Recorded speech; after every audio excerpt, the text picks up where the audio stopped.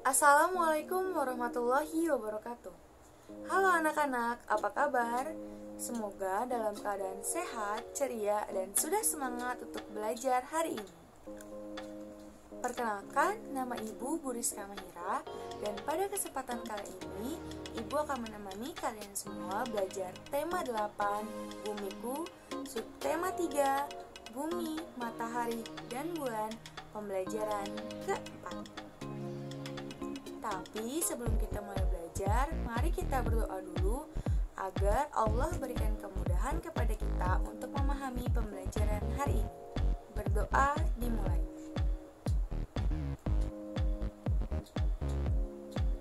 Berdoa selesai.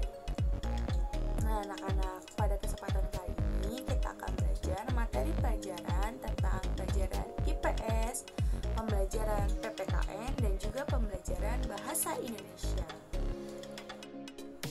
Jadi, langsung kita simak saja ya pembelajaran kali ini. Selamat menyimak. Tema 8, Bumiku, subtema 3, Bumi, Matahari, dan Bulan, pembelajaran 1. Laos, keadaan alam.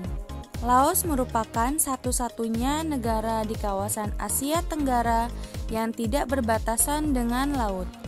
Wilayah Laos bergunung-gunung. Sungai Mekong merupakan sungai utama. Daerah perairan terpenting terletak di lembah Sungai Mekong. Laos diselimuti hutan lebat. Laos juga memiliki dataran tinggi dan beberapa dataran rendah. Hasil utama pangan Laos adalah padi dan jagung. Hasil utama berupa kayu jati. Barang ekspor utama Laos antara lain kopi, kapur barus, dan kulit binatang. Barang impornya terutama minyak bumi, mesin-mesin, dan beras. Filipina, keadaan alam. Filipina merupakan negara kepulauan. Sebagian besar wilayah Filipina berupa pegunungan. Gunung api yang terdapat di Filipina antara lain Gunung Mayon, Gunung Taal, dan Gunung Pinatubo. Sekitar 40% wilayah Filipina berupa hutan. Hasil hutan yang menonjol antara lain kayu bonian, kayu cedar, kayu eboni, kayu pinus, dan kayu mahoni. Hasil utama, sebagian besar penduduk Filipina bermata pencaharian sebagai petani. Hasil pertanian utama antara lain pisang, jeruk, kelapa, kopi, tembakau, dan tebu. Tanaman pangan utama adalah padi dan jagung. Hasil ternak utama adalah sapi perah. Hasil tambangnya terutama emas, perak, dan tembaga. Hasil industri utamanya adalah tekstil, kertas, dan gula. Keadaan geografis Filipina hampir sama dengan keadaan geografis Indonesia. Hasil perkebunan dan pertaniannya pun hampir sama. Petani adalah mata pencaharian yang ditemukan di Filipina dan Indonesia. Banyak sekali petani yang sukses dan berhasil. Ayo kita baca kisah salah satu petani di Indonesia yang berhasil. Ayo membaca. Kisah petani cabai sukses untungnya menggiurkan.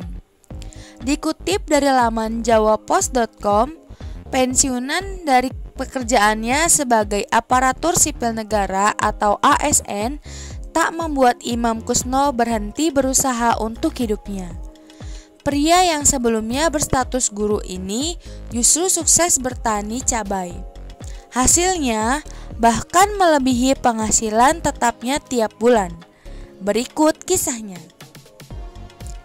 Sudah 4 tahun ini Imam bergelut dengan tanaman cabai lokal.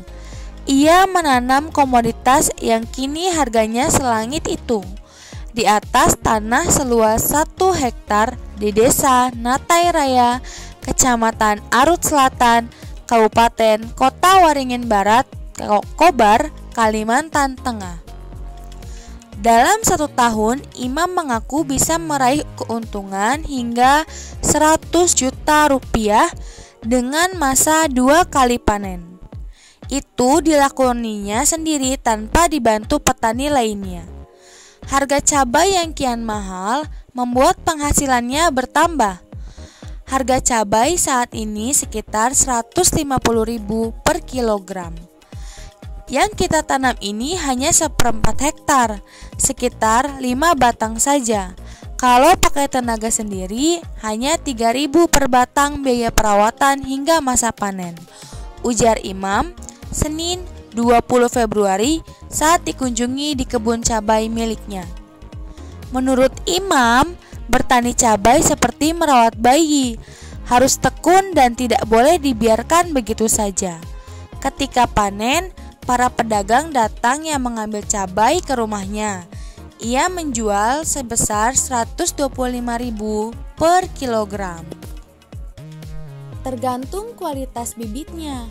Biasanya harga normal dulu sebelum naik Rp20.000 hingga Rp40.000 per kilogramnya, ujarnya. Imam menuturkan penyebab harga cabai naik di pasaran adalah cuaca yang tidak menentu. Hal itu menyebabkan beberapa penyakit cabai seperti jamur, hama, dan lainnya mudah menyerang. Hal yang ditakutkan petani cabai adalah apabila hujan siang hari karena jamur akan bermunculan. Karena itu, setelah hujan, tanaman cabai harus disemprot. Menentukan keberhasilan atau tidak itu kan cuaca. Lebih baik musim kemarau sekalian, lebih bagus.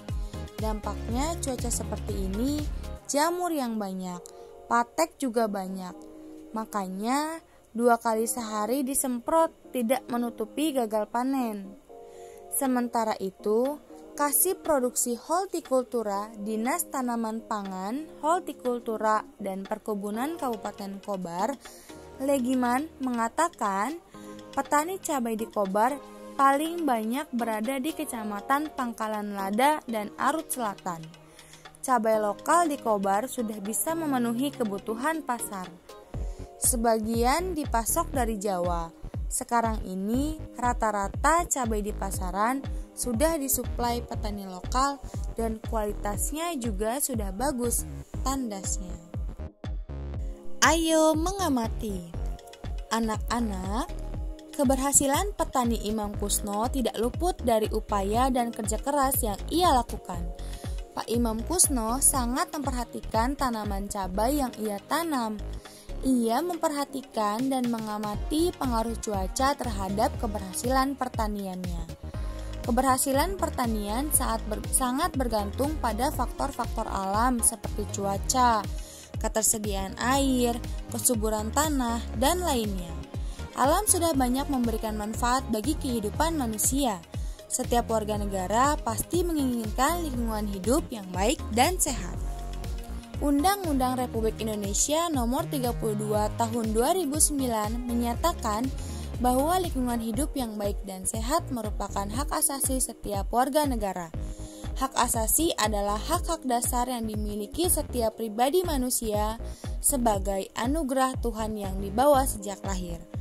Hak asasi dimiliki oleh setiap manusia tanpa membedakan jenis kelamin, usia, agama, dan status sosial. Memahami pembelajaran hari ini.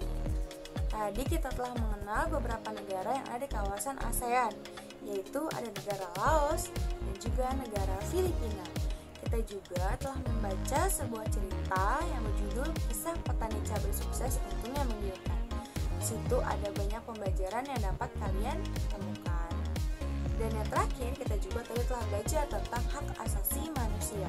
Ayo, siapa yang masih ingat apa itu hak asasi manusia? Nah, sebelum kita mengakhiri pembelajaran hari ini, Ibu akan berpesan kepada kalian semua, di masa pandemi COVID-19 ini, kalian harus tetap di rumah aja ya. Jangan bepergian jika itu memang bukan hal yang urgent. Kalian juga harus mematuhi protokol kesehatan, memakan makanan yang bergizi seimbang, juga tetap menjaga kelestarian alam. Baiklah, itu saja pembelajaran hari ini. Semoga kalian dapat memahami dan juga ilmunya dapat bermanfaat bagi kalian. Bu Rizka pamit undur diri. Wassalamualaikum warahmatullahi wabarakatuh.